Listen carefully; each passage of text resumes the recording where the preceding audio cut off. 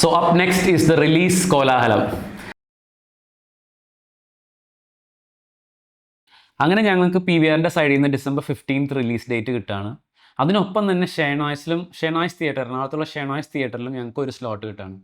So പിന്നെ ഞങ്ങൾക്ക് ഒരു എന്താ പറയുക, ഉറക്കമില്ലാത്ത രാത്രികൾ എന്ന് പറയാം. ലൈക്ക് റേഡിയോസായിട്ട് സംസാരിക്കുന്നു, ന്യൂസ് പേപ്പേഴ്സായിട്ട് സംസാരിക്കുന്നു, പോസ്റ്റേഴ്സ് അടിക്കാനായിട്ട് ഞങ്ങൾക്ക് ശിവകാശിയിൽ ഒരു കോൺടാക്ട് കിട്ടുന്നു. അപ്പോൾ നമ്മളിവിടുന്ന് ആർട്ട് വർക്ക്സ് അവർക്ക് അയച്ചു കൊടുക്കും. അവിടുന്ന് കെട്ടുകളായിട്ട് പോസ്റ്റേഴ്സ് ഇവിടെ വരും. ട്രിവാൻഡ്രം, തൃശ്ശൂർ, എറണാകുളം, കാലിക്കറ്റ് എല്ലായിടത്തും പോസ്റ്റർ ഏജൻസായിട്ട് കോൺടാക്ട് ചെയ്യുന്നു. പോസ്റ്റർ ഒട്ടിക്കാൻ അവരുടെ ഒപ്പം പോകുന്നു. അതുപോലെ റേഡിയോ ഇൻ്റർവ്യൂസ് കൊടുക്കുന്നു, ന്യൂസ് പേപ്പർ ആർട്ടിക്കിൾസ് വരുന്നു. Colleges like Maharaja's college, Saint Teresa's college, VIFT film institute, neo film institute, അവിടെയൊക്കെ ഞങ്ങൾ ക്ലാസ്സസ് കണ്ടക്ട് ചെയ്യുന്നു. അവിടുത്തെ ലൈക്ക് മീഡിയ സ്റ്റുഡൻസിന് ക്ലാസ്സസ് കണ്ടക്ട് ചെയ്യുന്നു, ട്രെയിലർ കാണിക്കുന്നു. പിന്നെ ഞങ്ങൾ ഈ അംബാസഡർ കാർ ഷെനോയ്സിൽ കൊണ്ടുവന്നിട്ട് ഒരു ഫോട്ടോ കോൺടെസ്റ്റ് റൺ ചെയ്തായിരുന്നു.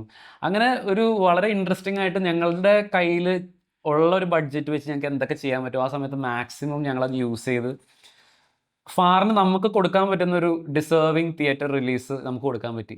പക്ഷേ ഓർക്കേണ്ട ഒരു മെയിൻ കാര്യം എന്ന് വെച്ചാൽ 2018 ഞങ്ങൾ സ്റ്റാർട്ട് ചെയ്ത ജേണിയാണ് ഫാറിൻ്റെ ഷൂട്ടിംഗ് സ്റ്റാർട്ട് ചെയ്തത്.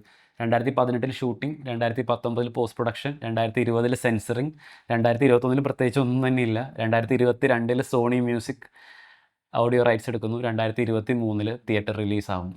യെറ്റ് ഞങ്ങൾക്കൊരു OTT റിലീസ് അപ്പോഴും ഞങ്ങൾക്ക് കിട്ടിയിട്ടുണ്ടായിരുന്നില്ല, which made us move to the next step of far.